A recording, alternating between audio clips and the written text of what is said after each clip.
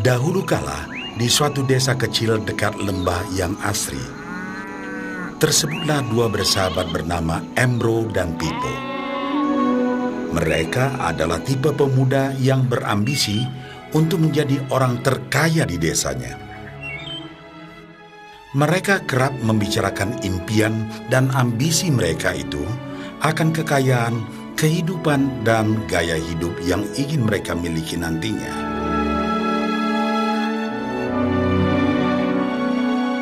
Mereka tidak takut untuk bekerja keras, hanya saja mereka masih belum mendapatkan kesempatan untuk dapat mewujudkan cita-cita mereka.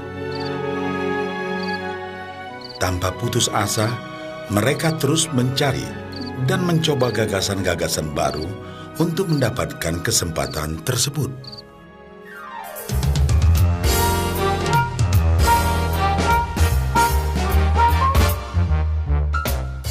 Hingga suatu hari, kesempatan itu pun datang.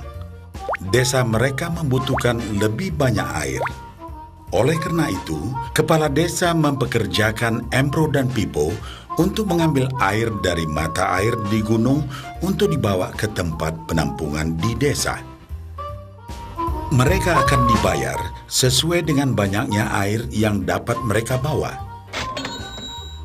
Maka mereka berdua pun menyambut dengan baik kesempatan ini. Embro dan Pipo pun segera melaksanakan pekerjaan tersebut dengan bersemangat.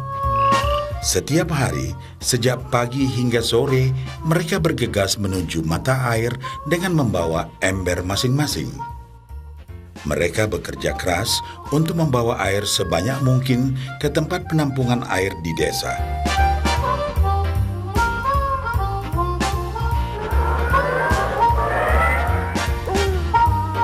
Menjelang sore hari, mereka pun pulang dengan membawa upah dari hasil jerih payah mereka hari itu.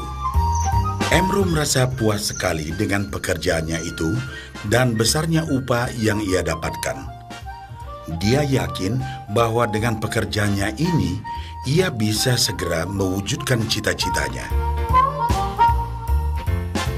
Bahkan untuk menambah penghasilannya, Embro membuat ember yang lebih besar agar dapat lebih banyak membawa air. Embro yakin dengan penghasilannya sebesar itu, tak lama lagi ia bisa segera membeli sapi dan memiliki gubuk baru yang ia idam-idamkan.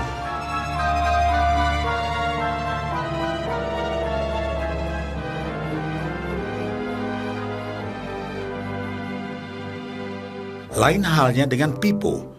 Dia merasa tidak nyaman dengan cara yang mereka lakukan itu. Ia mencari cara yang lebih nyaman untuk mendapatkan lebih banyak uang. Suatu hari, Pipo mendapat sebuah gagasan.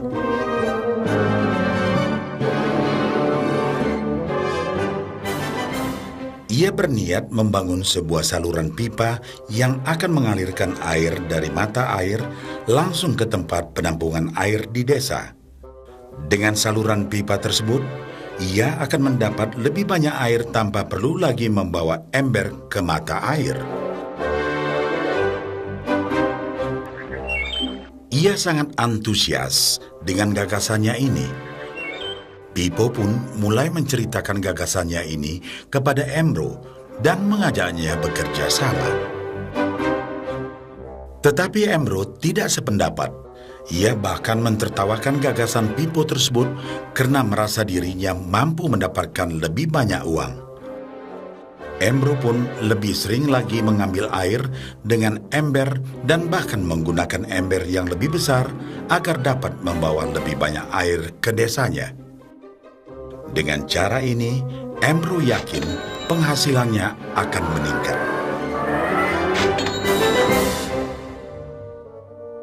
Pipo akhirnya memutuskan untuk mewujudkan sendiri gagasannya itu.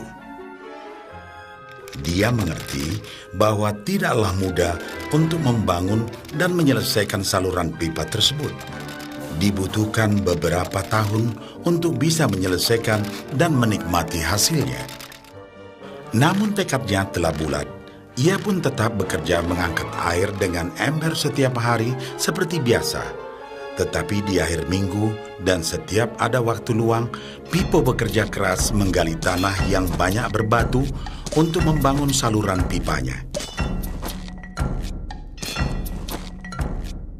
Pada bulan-bulan pertama, hasilnya hampir tidak kelihatan. Orang-orang desa mulai banyak mentertawakan dan mencemooh Pipo.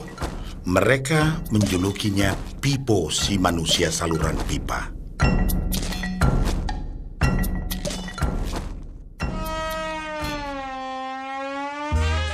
Sementara itu, penghasilan Embro telah meningkat 2 kali lipat. Ia sudah berhasil membeli sapi dan memiliki gubuk baru yang lebih besar. Gaya hidupnya pun sudah mulai berubah.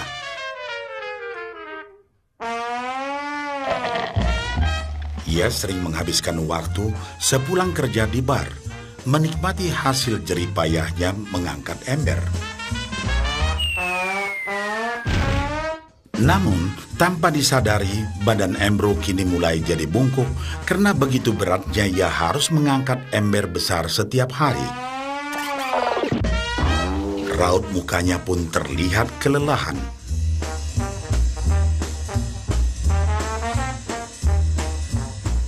Semakin hari, semakin sedikit air yang dapat dibawanya karena tenaganya berkurang seiring bertambahnya usia.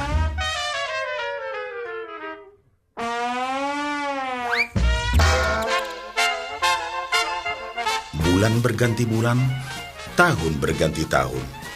Dan akhirnya, Pipo berhasil menyelesaikan saluran pipanya.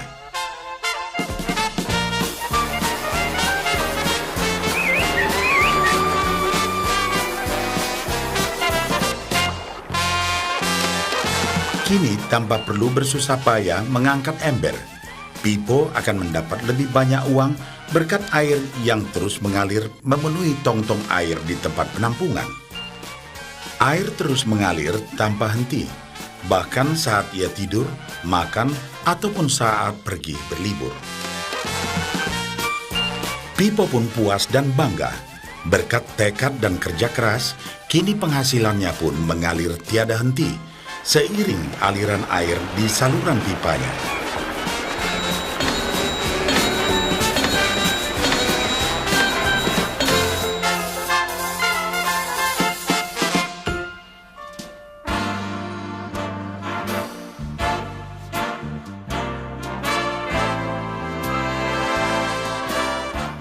Setelah melihat cerita Embro dan Pipo, kita sadari bahwa cerita mereka menggambarkan kehidupan kita. Pekerjaan yang dilakukan mereka melambangkan apa yang dilakukan kebanyakan orang dalam mendapatkan penghasilan. Embro mendapatkan penghasilannya dengan cara menggunakan ember. Ia harus pulang pergi mengisi embernya dari mata air ke desa untuk ditukarkan dengan uang. Untuk meningkatkan penghasilan, yang dilakukan Embro adalah dengan cara lebih rajin pergi ke mata air dan juga memperbesar ukuran embernya. Dalam kehidupan yang nyata, sangatlah normal kalau kita ingin meningkatkan penghasilan, kita harus bekerja lebih keras. Misalnya, dengan bekerja lembur atau mungkin mendapatkan pekerjaan tambahan. Kita juga dapat memperbesar ember kita, yaitu dengan menerima posisi pekerjaan yang lebih tinggi. Sebagian besar dari kita menukarkan waktu kita untuk mendapatkan uang. Seperti juga Embro, kita pun memiliki waktu yang terbatas untuk dibarterkan menjadi uang. Dan kita tahu, setiap orang hanya memiliki 24 jam per hari, dan tidaklah mungkin kalau kita membarterkan seluruh waktu kita untuk bekerja. Dan yang lebih sulit lagi, yaitu jika kita tak mampu lagi membarter waktu kita, karena alasan usia, kesehatan, ataupun alasan lainnya sehingga penghasilan kita terhenti sama sekali. Tetapi coba perhatikan apa yang dilakukan Pipo. Secara bijaksana, Pipo tidak membarterkan seluruh waktunya hanya untuk mendapatkan penghasilan yang terbatas.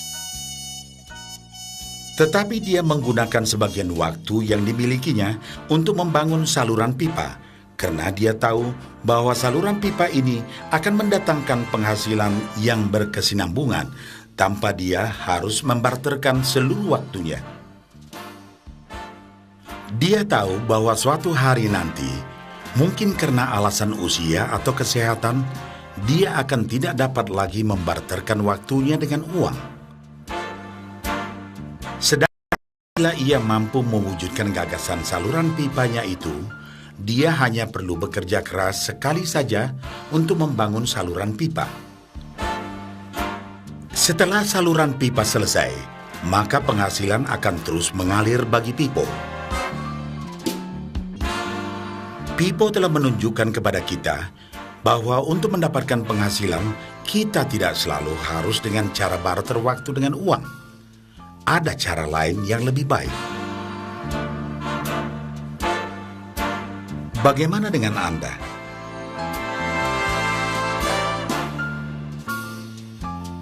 Apakah Anda masih seperti Embro yang membarterkan waktu Anda untuk mendapatkan penghasilan?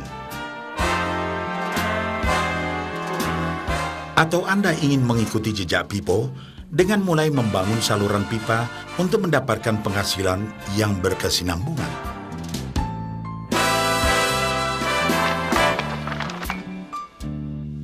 Jika Anda tertarik dengan gagasan saluran pipa, hubungi orang yang meminjamkan VCD ini agar Anda dapat segera mulai membangun saluran pipa penghasilan Anda saat ini juga.